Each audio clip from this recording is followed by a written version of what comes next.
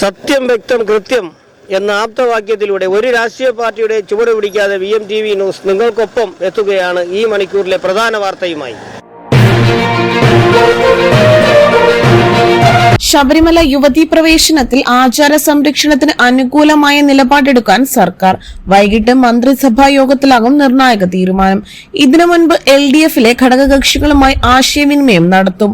ശബരിമല യുവതീ പ്രവേശനവുമായി ബന്ധപ്പെട്ട് പുനഃപരിശോധനാ ഹർജികൾ പരിഗണിക്കുന്ന വേളയിൽ സുപ്രീംകോടതി സംസ്ഥാന സർക്കാരിനോട് അഭിപ്രായം ആരാഞ്ഞിരുന്നു.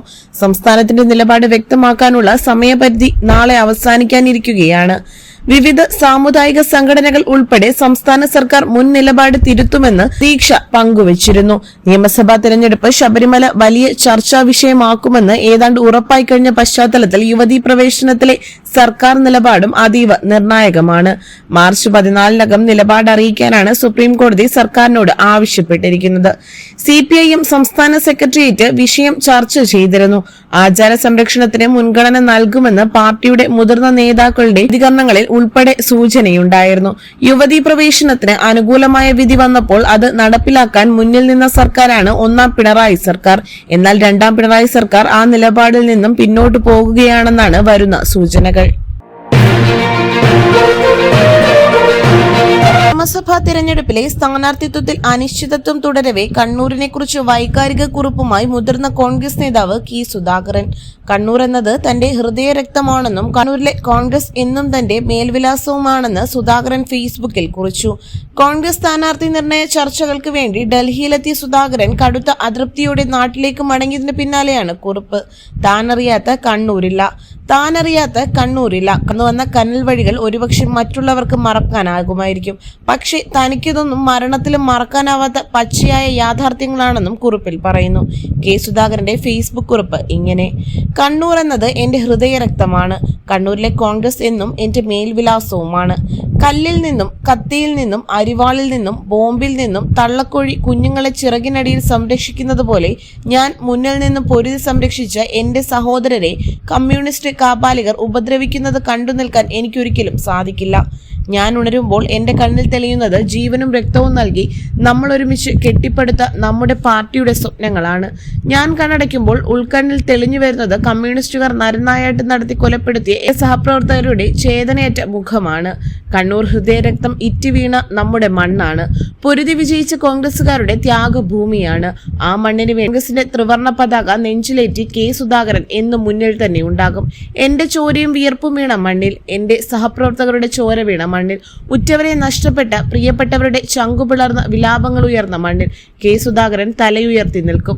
എന്റെ പ്രസ്ഥാനത്തെ സംരക്ഷിക്കാനുള്ള പ്രവർത്തനത്തിനിടയിൽ എന്റെ വീടിനെയും വീട്ടുകാരെയും കുറിച്ച് ഞാൻ ഈ നിമിഷം വരെ ചിന്തിച്ചിട്ടില്ല. എന്റെ കൈപിടിച്ചു വളർന്നവരും പ്രവർത്തിച്ചവരുമാണ് ഇന്ന് കണ്ണൂരിലുള്ള ഓരോ നേതാക്കളും.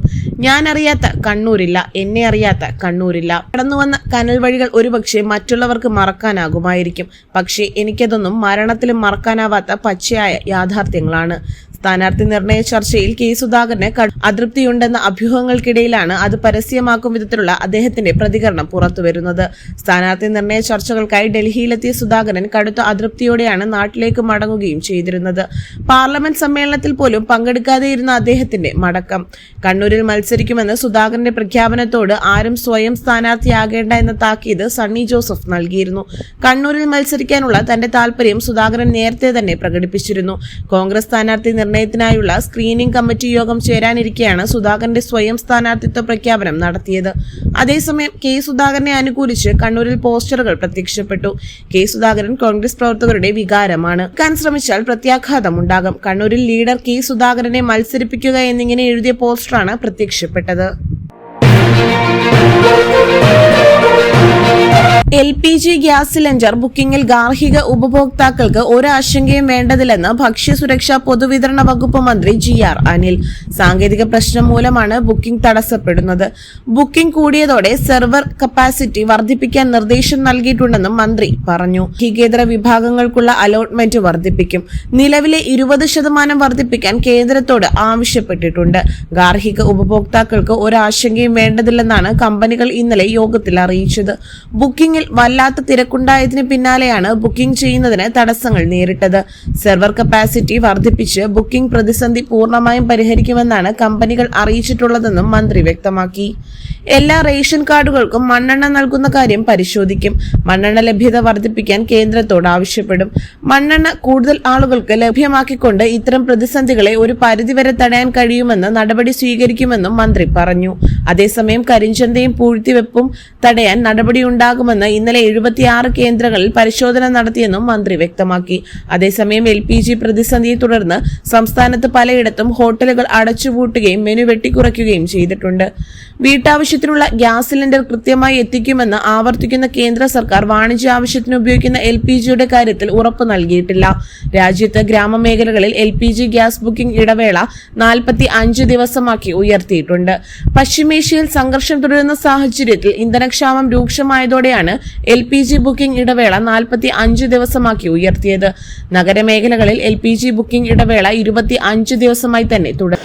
ഈ മണിക്കൂറിലെ പ്രധാന വാർത്തകൾ ഇവിടെ അവസാനിക്കുന്നു. വരും മണിക്കൂറിൽ സത്യം വ്യക്തം കൃത്യമെന്ന ആപ്തവാക്യത്തിലൂടെ ഒരു രാഷ്ട്രീയ പാർട്ടിയുടെ ചുവട് പിടിക്കാതെ VMTV ന്യൂസ് നിങ്ങൾക്കൊപ്പമാണ്. മറക്കാതെ കാണുക.